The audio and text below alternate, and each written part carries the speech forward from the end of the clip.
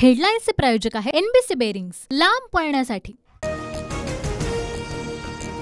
वंचितचा मवियाला 6 जागांचा प्रस्ताव। सूत्रांची माहिती, 6 जागांच्या प्रस्तावावर मवियामध्ये सकारात्मक चर्चा होणार। वंचितला प्रत्येक पक्ष 2 जागा सोडण्याची शक्यता।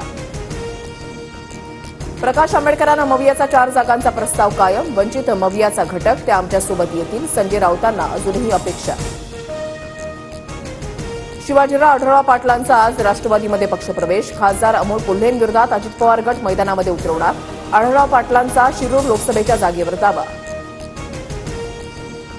ठाकरे गटाची यादी तयार। 15 ते 16 उमेदवार आज जाहीर होणार। संजय राऊतांची माहिती, तर नाशिकच्या जागेवर मात्र ठाकरे गट आणि पवार गटाचाही दावा। छगन भुजबळ नाशकातून लोकसभा लढवण्याची तयारी, तर भाजप शिंदे गटाच्या वादामध्ये राष्ट्रवादीकडून चाचपणी। सूत्रांची माहिती, तर भुजबळ आणि भाजप नेत्यांमध्ये चर्चा सुरू असल्याचीही माहिती। मुख्यमंत्री एकनाथ शिंदे आणि बच्चू कडू यांच्यामध्ये आज बैठकीची शक्यता। अमरावती लोकसभेसंदर्भात बैठकीमध्ये चर्चा होण्याची शक्यता। मुख्यमंत्र्यांनी फोन करून बच्चू कडूंना बोलावल्याची माहिती।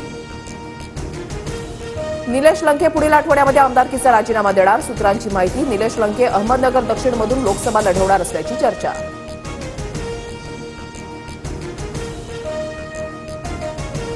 शरद पवार गटाच्या पार्लमेंटरी बोर्डची उद्या बैठक। मुंबईमधल्या बैठकीला सर्व प्रमुख नेते उपस्थित राहणार। साताऱ्यात उदयनराजेंचं बॅनर झळकलं। भाजपचे अधिकृत उमेदवार उदयनराजे भोसले, स्वागताचे बॅनर व्हायरल। उदयनराजेंना साताऱ्यातून उमेदवारी मिळण्याची शक्यता। हेडलाईन्सचे प्रायोजक आहे एनबीसी बेरिंग्स, लांब पळण्यासाठी।